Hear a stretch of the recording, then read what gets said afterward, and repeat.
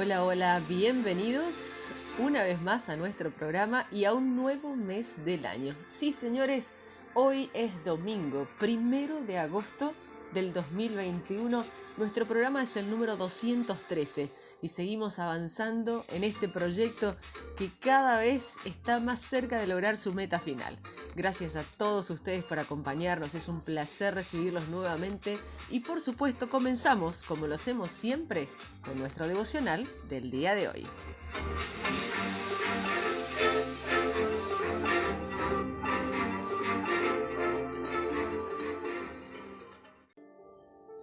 Y nuestro devocional se titula ¿Un final sin esperanza o una esperanza sin final?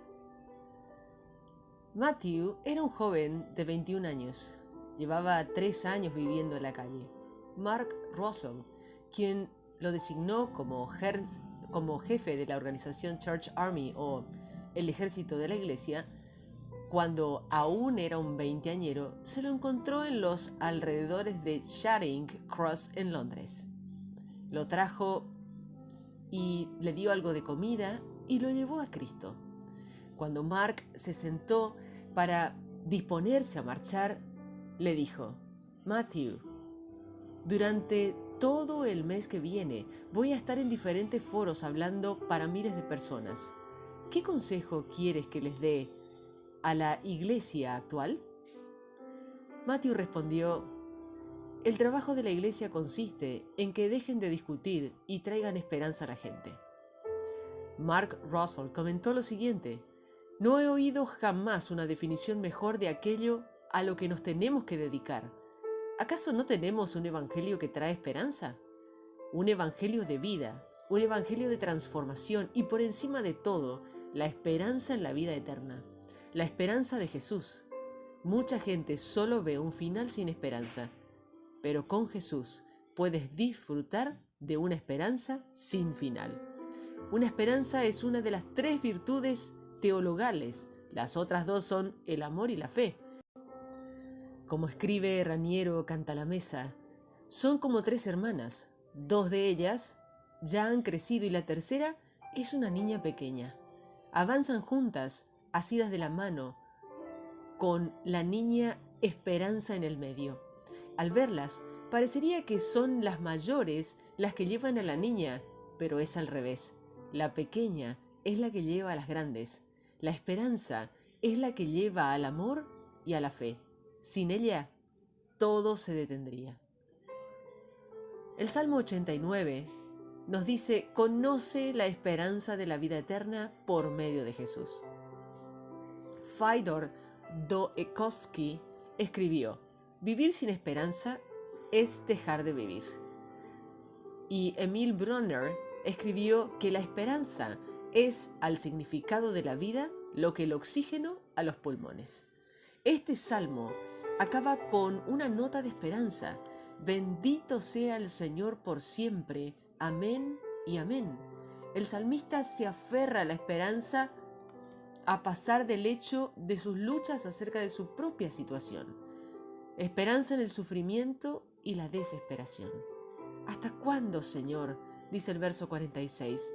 Es una pregunta retórica, un grito de desesperación que se pregunta si este sufrimiento durará para siempre. Esperanza a pesar de la brevedad de la vida y la inevitabilidad de la muerte. La vida es muy corta. Recuerda cuán efímera es la vida, como dice el verso 47. Si la vida es el final, no hay ningún propósito o significado último. Al fin y al cabo, ¿para qué creaste a los mortales? Nadie puede resucitarse a sí mismo de la muerte. ¿Quién hay que viva y no muera jamás? ¿Y que pueda escapar del poder del sepulcro? Como dice el verso 48. Pero el salmista no descarta la esperanza en la resurrección. Sabe que los seres humanos no pueden salvarse a sí mismos. Por ello, alza la mirada al Señor. ¿Dónde está, Señor, tu amor de antaño, que tu fidelidad juraste a David tu ungido? Lo que el salmista vio solo como un borroso esbozo se hizo patente en el Nuevo Testamento. Romanos capítulo 14 y 15 nos enseña acerca de rebosa de esperanza por el Espíritu Santo. La fe produce esperanza, alegría y paz en nuestra vida. La duda nos roba nuestra alegría y nuestra paz. La fe significa confiar en el Dios de la esperanza. Pablo ora así: que el Dios de la esperanza los llene de toda alegría y paz a ustedes que creen en Él, para que rebosen de esperanza por el poder del Espíritu Santo. El origen de la esperanza es Dios, el Dios de la esperanza. La razón de la esperanza es Jesús, y la fuente de la esperanza en ti es el Espíritu Santo. Esta esperanza no es una ilusión, sino que se asienta en lo que Dios ha hecho y está haciendo por nosotros. Esta esperanza es la fuerza motriz de nuestro diario vivir. Como comenta Erwin McManus, la esperanza nos levanta de las ruinas de nuestros fracasos, de nuestro dolor y de nuestro miedo a sobreponernos a aquello que una vez nos pareció insuperable. Nuestra capacidad de aguantar perseverando hasta vencer se alimenta de ese ingrediente que parece incluso llamado esperanza. Jesús es la esperanza para el mundo, para Israel y también para el resto de nosotros. Pablo cita una serie de pasajes del Antiguo Testamento para probarlo, los cuales culminan con las palabras de Isaías profetizando acerca de Jesús. Se levantará para gobernar a las naciones, en él los pueblos pondrán su esperanza. Pablo nos ayuda a ver los diferentes aspectos de la esperanza que Jesús trae al mundo hoy, incluyendo esperanza de unidad. Pablo continúa abogando porque se hagan todos los esfuerzos posibles para la unidad. Esforcémonos por promover todo lo que conduzca a la paz y a la mutua edificación, como dice en el verso 19. Guarda esta unidad siendo sensible con tus hermanos y hermanas en Cristo, sin ofenderlos innecesariamente. Cada uno de nosotros debe agradar al prójimo para su bien, con el fin de edificarlo. Sigue el ejemplo de Jesús. Ni siquiera Cristo se agradó a sí mismo. Sé como Jesús, alguien que agrada a Dios, no alguien que agrada a la gente. Los aduladores son aquellos que intentan agradar a la gente a un precio de comprometer su propia conciencia para hacerlo. Pablo procuró agradar a la gente siempre y cuando el hacerlo no conllevara a desagradar a Dios. La esperanza en las Escrituras. El propósito de las Escrituras es dar esperanza. Todo lo que se escribió en el pasado se escribió para enseñarnos, a fin de que, alentados por las Escrituras, perseveremos en mantener nuestra esperanza, dice Romanos capítulo 15, verso 4. El conocimiento de Jesús y de la esperanza que hay en Él viene por medio de las Escrituras. La manera de mantener tu esperanza alta es estudiar las Escrituras con regularidad. Esta esperanza lleva a toda alegría y paz a ustedes que creen en Él. Me encanta la manera en la que Corrie ten Boom explica: la alegría y la paz significan ir por la vida con una sonrisa de oreja a oreja y con la maleta vacía.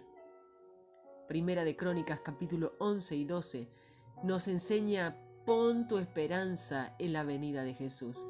Nuestra esperanza descansa en Jesús, el Rey, quien un día regresará para establecer su reino para siempre.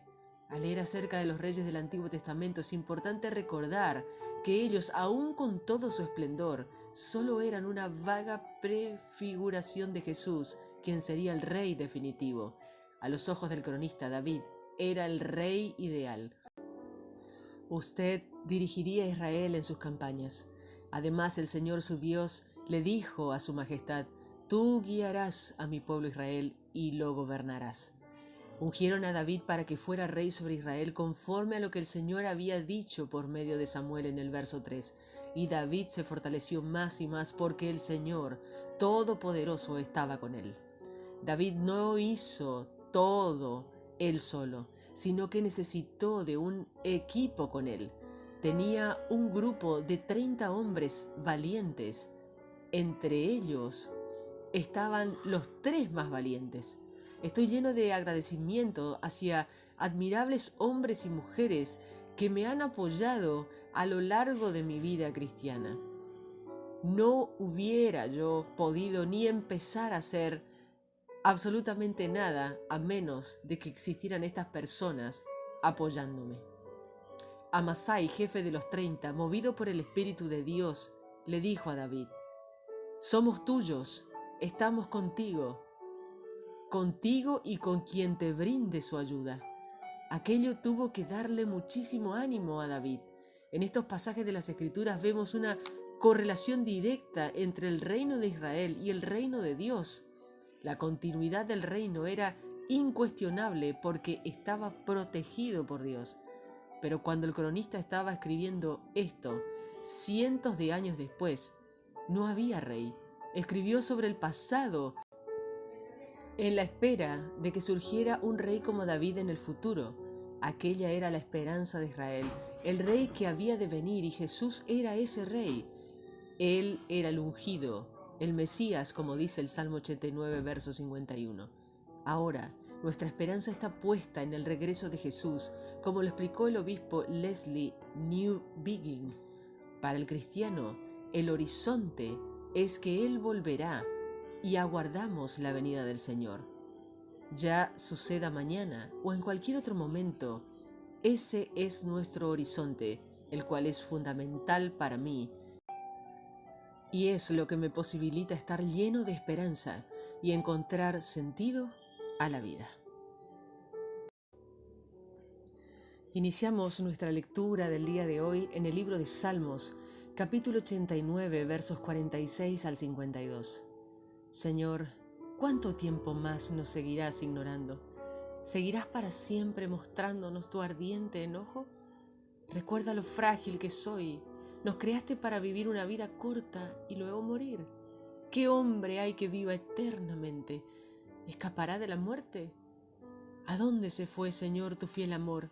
Ese que en tu fidelidad le prometiste a David. Recuerda, Señor, que se burlan de tus siervos.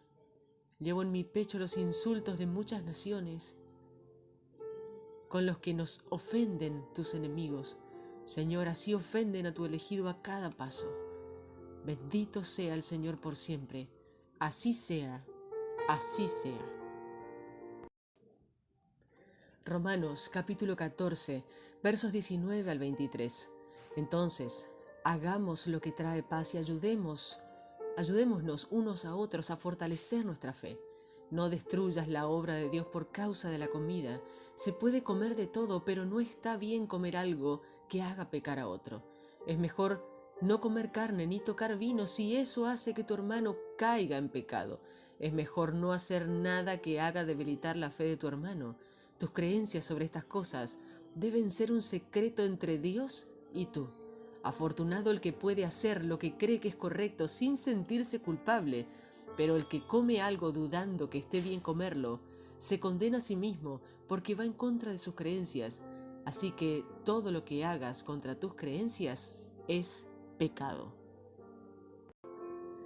Romanos capítulo 15, versos 1 al 13. Nosotros no tenemos esas dudas. Debemos soportar pacientemente las diferencias de los que tienen dudas y no buscar agradarnos a nosotros mismos.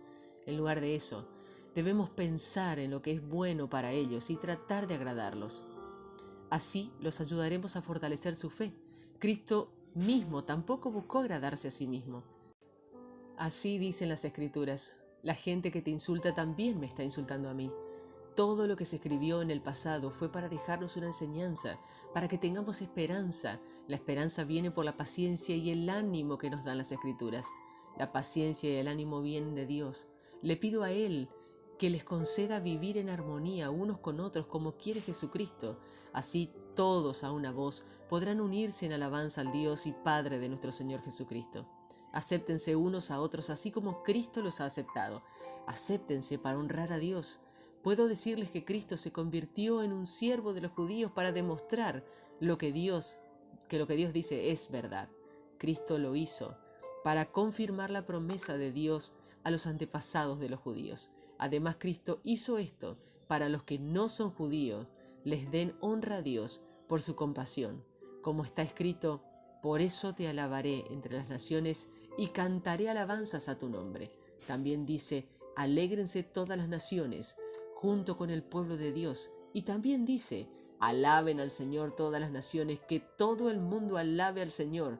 También dice Isaías, vendrá un descendiente de Isaí para gobernar a todas las naciones pondrán su esperanza en él. Que Dios, quien da esperanza, nos llene de toda alegría y paz a ustedes que tienen fe en él. Así tendrán tanta esperanza que llegará a otros por el poder del Espíritu Santo. Primera de Crónicas, capítulo 11. Todo Israel se presentó ante David en Hebrón para decirle: somos parientes, tenemos la misma sangre, aun cuando Saúl era nuestro rey. Su majestad era el que nos dirigía en batalla, el que traía al pueblo de la guerra. El mismo Señor tu Dios le dijo a su majestad: serás el pastor de mi pueblo Israel y reinarás sobre él. Así que todos los líderes de Israel se reunieron con el rey David en Hebrón. Allí David hizo un pacto con ellos ante el Señor. Luego los líderes lo declararon rey de Israel, tal como el Señor lo había dicho por medio de Samuel. David y todo Israel fueron a Jerusalén, que es la misma Jebús, donde vivían los jebuseos. Los habitantes de Jebús le dijeron a David: no entrarás a nuestra ciudad. Pero David logró tomar el fuerte de Sión, el cual es actualmente la ciudad de David. David hizo esta promesa: el que primero ataque a los jebuseos será nombrado comandante y jefe. Así que Joab, hijo de Sarvia, fue el primero y se convirtió en jefe. Luego David se fue a vivir al fuerte, y por eso se le llamó la ciudad de David. Él construyó la ciudad alrededor, desde el área llamado Milo hasta los alrededores de Joab. Reconstruyó el resto de la ciudad. David se fortalecía más y más porque el Señor Todopoderoso estaba con él. David tuvo el apoyo de militares y jefes durante su reinado en Israel.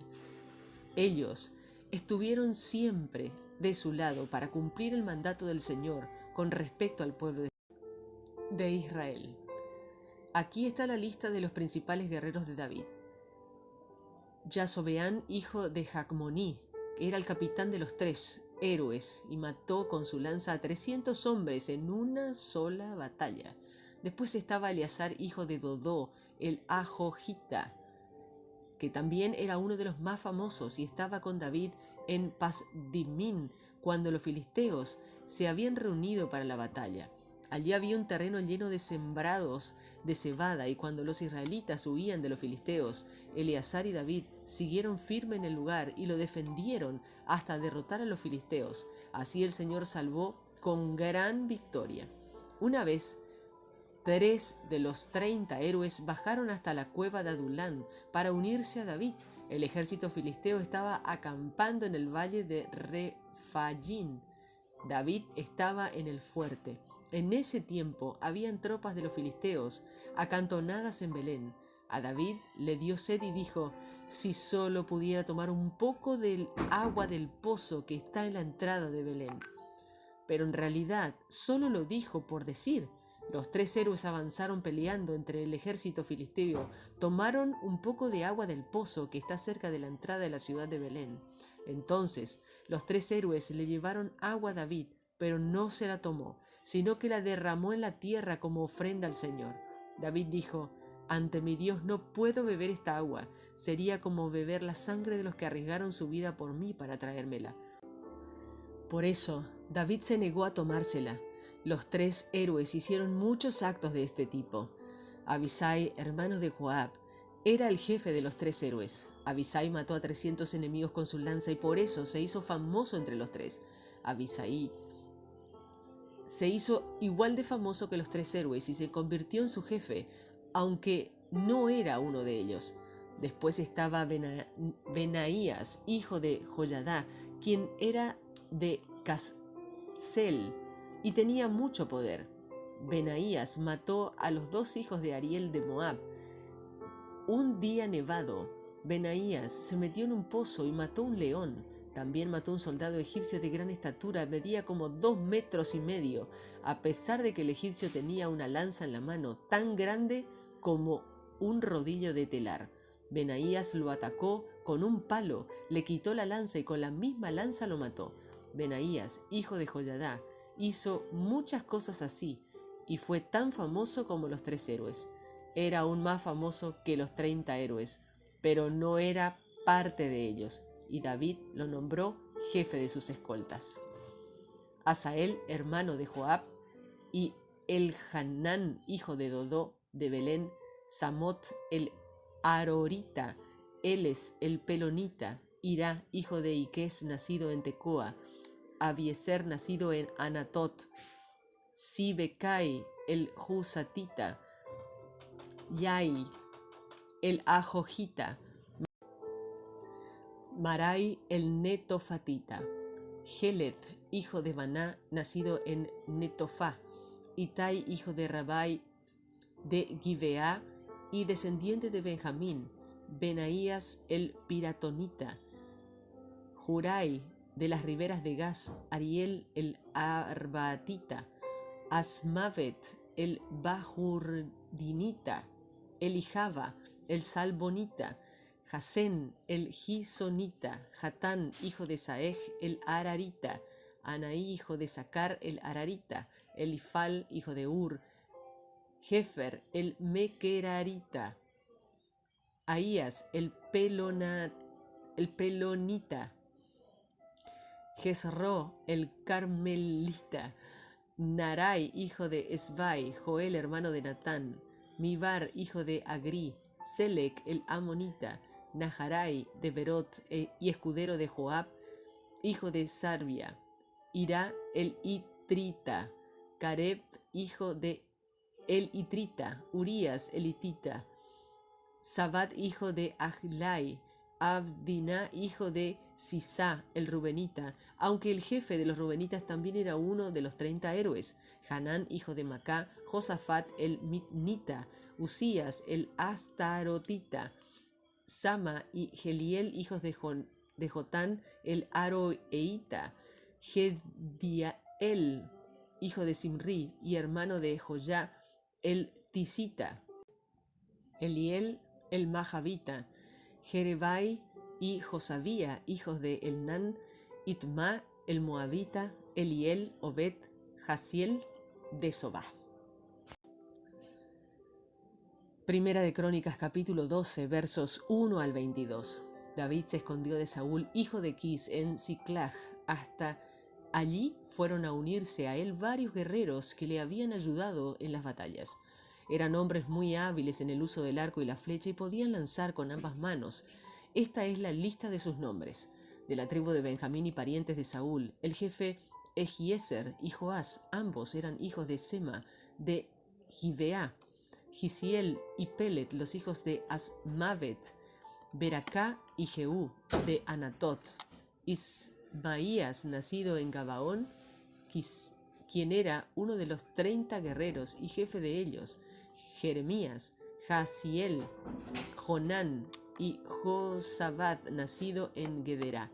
También estaban Elusai, Jerimot, Bealías y Semarías, Cefatías, el Arufita, y los coreitas Elcaná, Isías, Azarel, Joeser y Yasobeán, Joelá y Zebadías, hijo de Jorán el Gedor. También algunos de la tribu de Gad se unieron a David cuando estaba en la fortaleza del desierto. Ellos eran guerreros valientes, siempre listos para la guerra. Eran hábiles con el escudo y la lanza, feroces como leones y águilas, como gacelas en las montañas. Esta era la lista de sus nombres: Efer el jefe, Abdías el segundo rango, Eliab el tercero, Mismaná el cuarto, Jeremías el quinto, Atai el sexto, Eliel el séptimo, Joanán el octavo, Elzabat el noveno, Jeremías el décimo, Macbanai el undécimo. Estos gaditas eran jefes militares.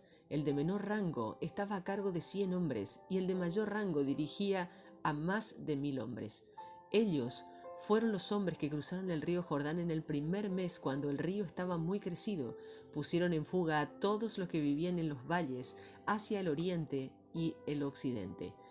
Algunos hombres de la tribu de Benjamín y Judá también se unieron a David en la fortaleza. David fue a encontrarse con ellos y les dijo: si ustedes vienen en son de paz para ayudarme, me alegra mucho que se unan a mí, pero si han venido a traicionarme, yo, que no he matado a nadie, Espero que el Dios de sus antepasados los condene. Entonces el Espíritu vino sobre Amasai, el jefe de los 30, y les dijo así: Estamos de tu lado, David. Estamos contigo, hijo de Isaí. Paz, sí, paz para ti y para los que te ayudan, porque Dios te ha ayudado. Entonces David le dio la bienvenida y los llevó junto con los jefes de su ejército. Algunos hombres de la tribu de Manasés también se pusieron del lado de David cuando llegó con los filisteos para luchar contra Saúl. Pero los filisteos hicieron una reunión de dirigentes antes del combate. En esa reunión pensaron que David podría unirse a Saúl y eso les costaría la vida. Entonces decidieron sacar a David y por eso él no ayudó a los filisteos. Los hombres de la tribu de Manasés que se unieron a David cuando fue a Siclag fueron los siguientes: Abnás, Josabat, Gediel, Micael, Josabat, Eliú y Siletai, quienes eran jefes de los clanes de Manasés. Todos ellos eran guerreros y oficiales del ejército, así que pudieron ayudar a David y pelear contra las bandas invasoras. Cada día más hombres se unían a David, así que lograron formar un ejército tan grande como un ejército de Dios. Y así llegamos al final de nuestra lectura del día de hoy y te invitamos a compartir esta oración. Señor, gracias porque nos has dado la esperanza viva por medio de la resurrección de Jesucristo de entre los muertos, haciendo que recibamos una herencia indestructible, incontaminada, inmarcesible. Señor, gracias porque de la misma manera que resucitaste a Jesús de entre los muertos, un día me resucitarás con Él para una vida plena y eterna. Que hoy tu Espíritu Santo me llene hasta rebosar de esperanza. Padre, gracias porque todas las esperanzas de Israel se cumplieron cuando vino Jesús, el Rey ungido. Gracias porque ahora podemos esperar su regreso. Bendito sea el Señor por siempre. Amén y amén.